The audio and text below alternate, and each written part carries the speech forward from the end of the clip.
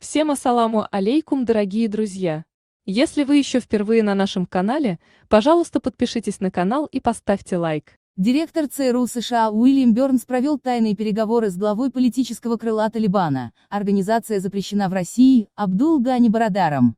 Об этом пишет The Washington Post со ссылкой на источники. Предполагается, что Бёрнс обсуждал с талибами приближение 31 августа. До этой даты американская сторона должна вывести все войска из Афганистана и закончить эвакуацию граждан.